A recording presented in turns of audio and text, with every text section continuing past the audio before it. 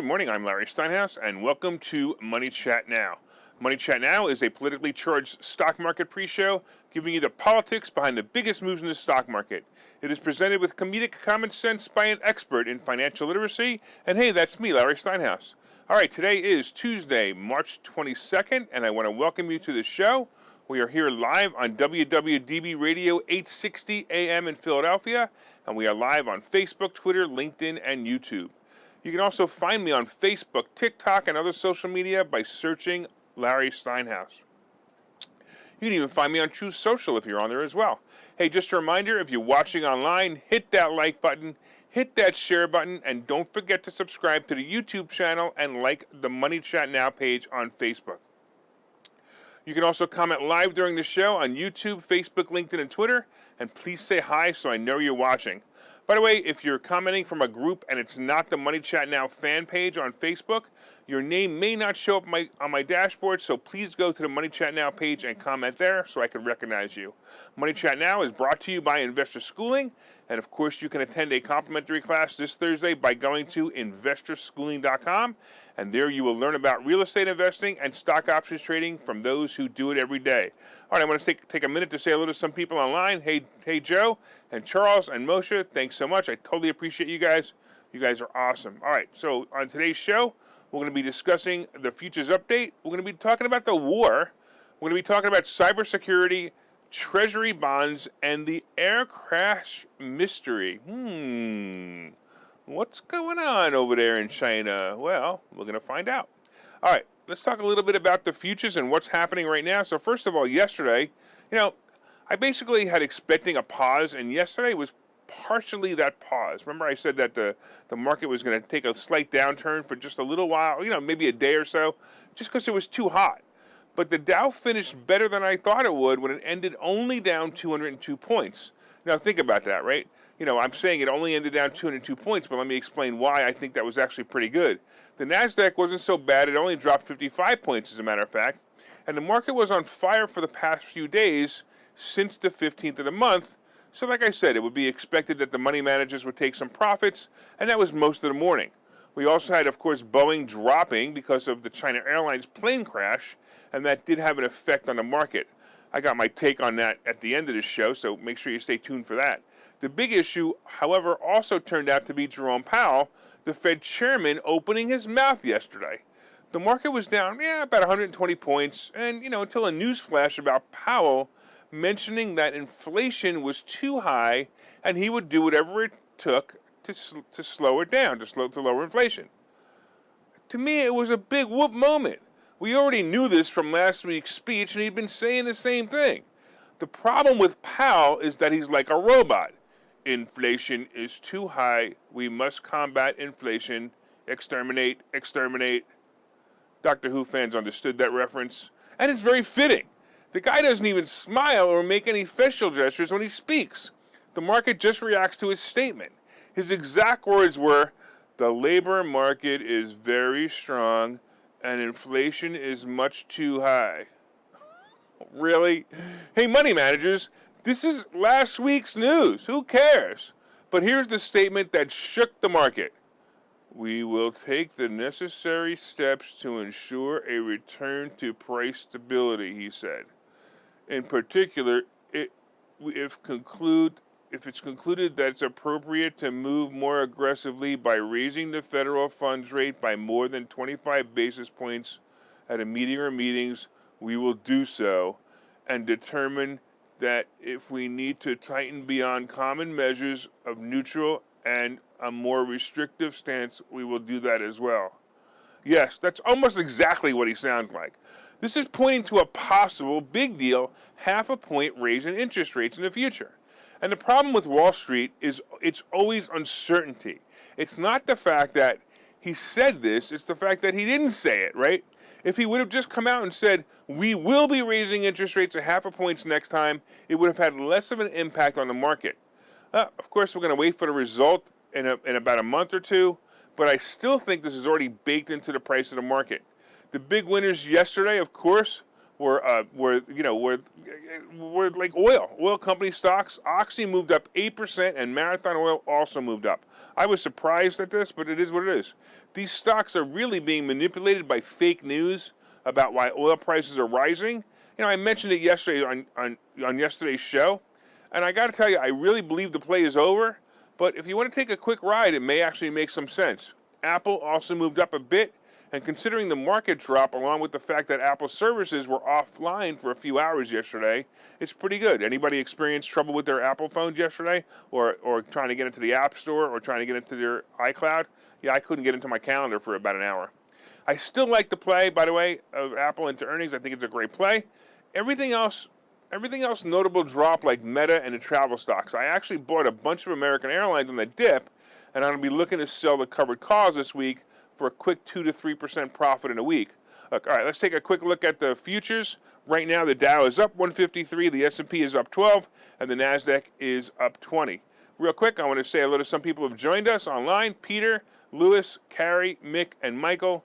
Thanks so much. I always appreciate you guys watching and paying attention to the show. You guys are awesome. And don't forget, hey, Jose, you just came on it right now. And don't forget, if you guys share this and you have the most shares, you're going to get a free ticket to the Freedom and Finance event. I'm going to be talking about that in a little while. So hit that share button right now. And if you have the most shares in the week, I'm going to give you a free ticket to the event. All right, let's talk about the war in Ukraine. And look, it's been over about a month now since it started, and it's certainly a surprise to see that not only was it not easy for Russia to walk in and take over, but it's interesting to see that Ukraine is actually defending itself. The reality, however, is that Ukraine, may be defending itself, but they certainly can't take any offensive steps to do reciprocal damage in Russia. They simply can't fly over Moscow and bomb them. That would be great, right? It's just not about if they would or not. It's really about if they can do it. They don't really have the power to do this. Russia, however, continues to turn Ukraine into rubble. And frankly, I got to tell you, it's pretty sad, right? Over 3.5 million people have left Ukraine as refugees. They're mostly women and children, as the men stayed behind to fight the advances of the Russians. Many don't even know if they'll ever see their loved ones again. And there have been rumors of peace talks between Zelensky and Putin. However, really no concrete evidence, and it really doesn't seem to be moving any further. Many, including myself, thought this would be a quick event and Ukraine would roll over very quickly. And not only did that not happen, but now a poll in Ukraine actually says that 90% of Ukrainians think they will win the war. Now, I got to tell you, whether this is true or not, whether they win a war or not, but you have to understand that Zelensky, what an amazing guy this is. He's rallying the troops. He's rallying his country. It's unbelievable. I've never seen anything like this. It's amazing. Anyway, I got to tell you that Russia had more of a organized destruction of Ukraine, and even if it ends soon, the destruction and poverty left behind in its wake is going to be devastating for decades to come. I really hope and pray for this to end and all the people on both sides to forgive and be able to live life again, but it's going to be tough. All right, let's talk a little bit about cybersecurity. The war is also bringing up new issues in cybersecurity. Apparently, cybersecurity attacks are growing in frequency since the war on Ukraine has started. Apparently, I don't know if you guys knew this, satellites and satellite communications have been a recent target of cyber attacks. It wasn't really well known. It was hidden in the news somewhere, but at the end of February, a company called Viasat was hacked, and this essentially turned off all communications in many areas of Ukraine. Now look, no one is actually taking responsibility, and no one directly is blaming Russia or any other country. However, because these key systems were disrupted and caused several issues with response times of emergency workers and cut off key communications in the area, it was a problem, right? So the systems have been restored. However, this hack is once again bringing up the issue of how safe are systems that run on computers. You guys remember the year 2000, right? When 2000 was approaching, every day we got closer to the change of the millennium, the people running the systems with computers got more and more nervous. And I don't know if you guys remember this, but it's kind of funny. I remember it being around 1994, and I was working for a computer consulting company, and one of my clients asked me about what my company was going to do about the Y2K problem. I got to tell you, I looked at her and I had no idea what she was talking about. And I said, what do you mean, Y2K? What do you mean? And then she explained it to me. So those two pesky digits could cause havoc on the world. Well, 22 years later, we know that nothing happened, but the threat of cybersecurity issues causing system problems like loss of internet or loss of electric are becoming more and more likely.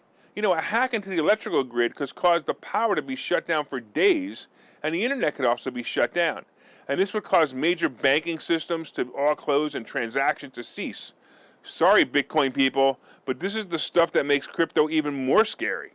Remember, we also have the government getting their hands on censorship, and they prove that they can silence whomever they want with the flick of a switch. Biden recently released a statement regarding the threat of cybersecurity, and the one-page letter, just so you know, the one-page letter can be found by searching Biden's statement on cybersecurity. And it starts out with warnings that Russia may infiltrate cyber systems, and all companies should immediately start enhancing their security. You know, I often find statements like this are tells or that something's expected or something's already happening. So I'm a little concerned that something's already happened and they're trying to soften the blow to the public, or they know something's about to happen and they can't stop it. So again, you know, see, I told you it was going to happen, I told you. So it makes me believe that our first cyber attack is a real concern, is imminent. You know, what are you going to do about it? Well, here's the deal. Not much. The suggestion is to take action and copy some of the ideas of the preppers. So the preppers in 2000, you know, in the year 2000, they were pretty smart. They knew what to do even though nothing happened. And it doesn't matter. So you take preparations and nothing happens, you're ahead. You know, you want to have a little bit of food, water, cash, and ammo will probably be good ideas to have aside. And I've said it before and I'll say it again, have something of value such as silver or gold to use as trade if you need it. Have water and food just in case and be ready for major changes if it happens. So now you're thinking, hey, do I actually think it's going to happen? Well, I do think it's going to happen, but I don't believe it's going to be devastating. It'll probably be more of a scary inconvenience. Maybe a few days or a week without power or internet will be all.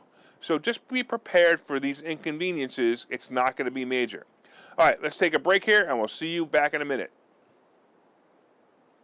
Okay, so you've thought about investing in real estate, houses, apartment buildings, properties, but don't really know where to start? Well, what if you could very easily learn how to gain strategies to use other people's money to buy and sell houses in the Philadelphia area? If you could learn and network with successful area real estate investors and how to produce monthly income on rental properties without headaches, that place is Investor Schooling. With Investor Schooling, you'll learn from two Philadelphia area rockstar real estate investors, Phil Falcone and Larry Steinhouse, about how to buy and sell properties the easy way and teach you basic and advanced techniques to help you make money in real estate. You can attend Investor Schooling in person or online visual classes 8 times a month. You can and will learn how to make money in real estate. Call for free information and get a complimentary pass to one of these classes. But don't delay, as these complimentary passes are limited. Call the number on your screen now or visit investorschooling.com. investorschooling.com. All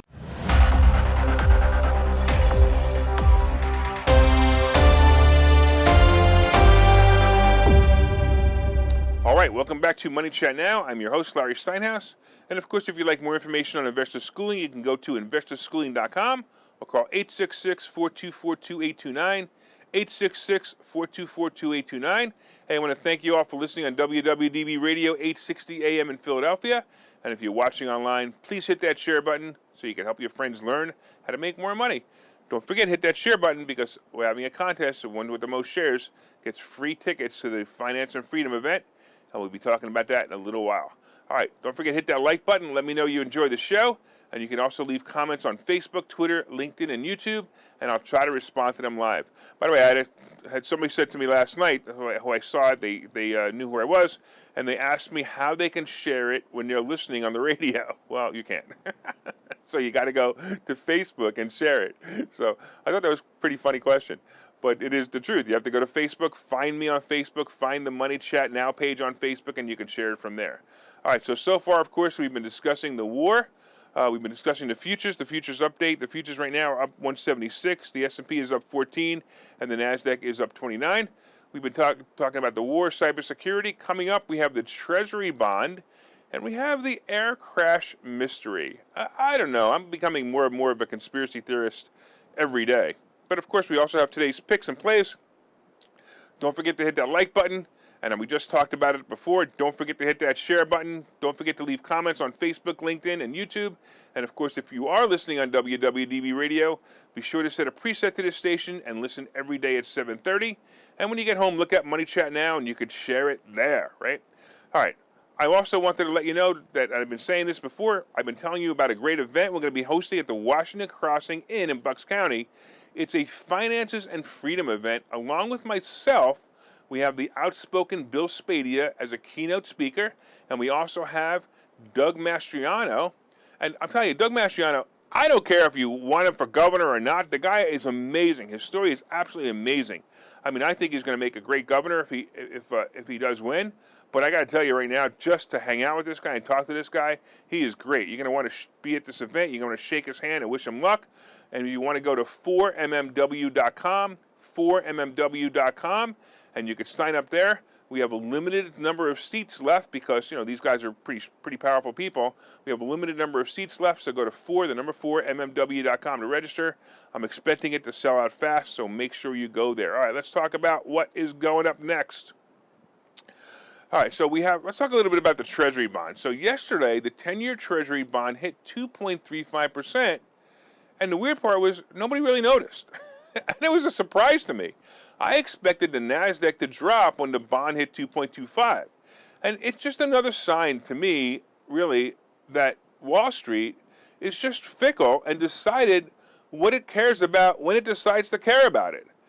If you remember, in the past 6 months, each time the bond approached 2%, the NASDAQ would tank. And I mean tank. I mean 2% down, 1.5% down, sometimes 3% down. Now it hits 2.35%, and there was no reaction. So why is this? Well, in this case, the market has simply factored it in already. Tech stocks, which usually get crushed when this happens, are actually starting to rally. It's weird. I'm telling you, Wall Street has no rhyme or reason. That's why when you come to investor schooling, you learn the steak and tuna theory, and you understand how the stock market really works. But let's talk about this. Let me continue this. Now, a recent report shows that certain technology stocks will actually benefit from rising interest rates. And these stocks include Google, Apple, Amazon, Nvidia, and Intel, among others. So why the change? Well, first of all, these stocks have always been safe havens. They're all huge companies with great track records, and most have dividends. The other thought is when inflation starts to affect people's pocketbooks, consumers will look to spend less money on purchases and look for entertainment at home. All of these tech companies represent some type of home entertainment, including Amazon, but not only Amazon Prime, like the videos, if you've been watching Amazon Prime, but because more and more people will be looking to have goods delivered instead of using gas to buy them. Crazy, right? It's almost like the Facebook meme, if you've ever seen it, that says things like, now that COVID is over, we still can't go anywhere because we can't afford the gas. I'm also wondering if working from home is going to make a comeback with the higher gas prices. So if this is true, many prove they can work at home. So if it's true, maybe some of the tech plays like Zoom may actually come back, or even maybe Peloton is beat to death, but you never know. Something like that may even come back as well because gas prices will keep people away from going out. I don't think Peloton's going to benefit from it, but work from home stocks might actually work. Anyway, look for the tech stock plays as the bond rate increases. I know that's weird, but it's totally contrary to everything I've said before. But you got to follow the trends on Wall Street, even if you think they are crazy. And believe me, they are all crazy. All right, one more time. Don't forget about the Finance and Freedom event.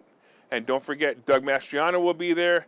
Don't forget, Bill Spadia will be there. I'll be there. And also, we have a bunch of guests talking about how to make money, how to borrow money from private investors, how to buy apartment buildings, how to syndicate apartment buildings. This is actually a really great event. So 4mmw.com, 4mmw.com. All right, let's talk about the air crash mystery. Yesterday, the news was filled with the crash of China Airlines flight that crashed into a mountain. The plane was a 737-800 model, and it was not a MAX model. And I was talking about yesterday that I was the only one who knew that. All I did was go to China Airlines website and see what planes they owned, and they didn't own a MAX. I don't understand why other people in the news media couldn't do that. But anyway, there are many mysteries, other mysteries surrounding the flight. In the past, we've seen the 737 MAX model. Remember, they had serious problems, and there was basically 2 plane crashes because of those problems. But this plane, like I said, was not a MAX, and in fact, it has an excellent track record as one of the safest planes. So the trouble on this plane also started mid-flight, which is the safest period for any plane. So basically, it was leveled off. The plane apparently nosedived, and for 90 seconds, there was no communications from the pilot. This is a mystery starting to unfold for sure, or needs to unfold for sure. Here's another head-scratcher for all you conspiracy theorists. No manifest of the passengers has been released, and so far, no human remains have been found either. Yeah, I can hear the collective wow from all of you, and you didn't know that, right? Another interesting point is no one is discussing the fact that China Airlines grounded all of their 737s except for this one. Want to bet this crash simply removes itself from the headlines in a few weeks? Will we ever know what really happened? The real question will be, who was really aboard that craft? Anyway, I'll let you guys think about it while we take a break and I reinforce my bunker before the government finds me and silences me. See you in a minute. Investor schooling needs a new slogan. Investor schooling? Never heard of. Investor schooling? Never heard of them. Investor schooling? Never heard of them. Any suggestions? Phil? Investor schooling. We never heard of you either. Investor Schooling. We never heard of you either. Register for a free class at investorschooling.com.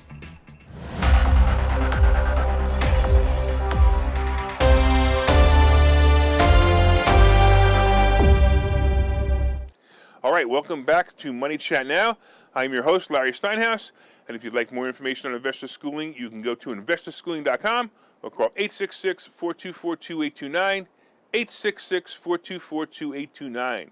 Hey, of course, right?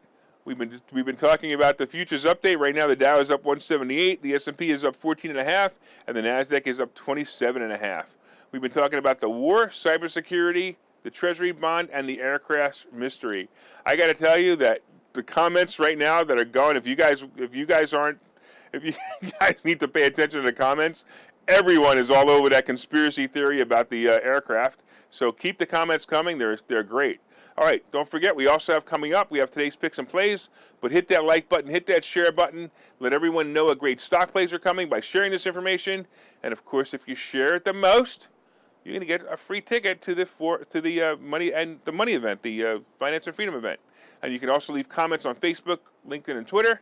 And if you're listening on WWDB Radio, set one of your presets to this station and listen every day at 7:30 for all you need to know about the politics behind the stock market. All right, let's talk about what's going on. So yesterday was probably the breather I had been expecting, as I mentioned earlier. We had a few great days in the market, so the money managers basically took some profits and also reacted to Powell's reiteration of interest rates rising. Today we do have the earnings report for Carnival Cruise Lines. At least I think. Every time they announce that they're going to have earnings report, it seems to not happen that day, but we'll see. This will also set the tone for travel stocks. You know, the stock has been beaten down by fear and government overreach from the scamdemic, and it should be rebounding. The earnings play, of course, the earnings report will, of course, be only part of the story. The real story will be the guidance.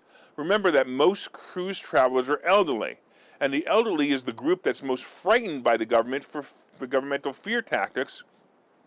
And it's sad because so many of them are staying home dying watching television instead of enjoying the little life they have left on a cruise or vacation. I don't understand it. I mean, go out. Go out, enjoy yourselves. It's terrible what we're forcing people to do with fear. Well, we'll see how the industry reacts to this earnings report today. I do believe it'll be a good report, and I also think it'll help other travel stocks move up as well. American Airlines is probably my biggest investment at this time, and I got to tell you, I needed to go to 20 before May. It's getting closer, but there's plenty of time. I'm only a little nervous, right? All right, for most companies right now, it's a good opportunity to enter. We're approaching the next earnings season, which could boost most stocks, and as we approach their announcement dates, I think it's going to be really well. My favorites continue to be, of course, Apple, Meta, Google, Amazon, the travel stocks, including Boeing, by the way, which will be a great play as Wall Street forgets the plane crash yesterday. And did you ever notice that Wall Street does that? They just forget. They have such a short memory. Think about it. Wall Street even forgot there's even a war going on. The day the war started, the market tanked. Oil stocks are also rallying on the fake news that oil supply might be drying up. You know, crazy article mentioned this, but Wall Street believes it, or at least believed it was an opportunity to get back into the stocks, and it may have been. I still believe it's too late, but I did say that 15 points ago on Oxy, so maybe I was wrong. All right, today I expect the market to continue to move up. I also suggest to buy any dips. All the bad news has been factored in, and only good news will be coming. All right, on the crypto scene, by the way, it looks like Bitcoin had a great 24 hours. It's up about 5%, and Ether topped 2,300. You know, I've said this before, that crypto is often a tell of the market, so it could be a good sign for stocks. Gold and silver is kind of just sitting there. Nothing's really happening.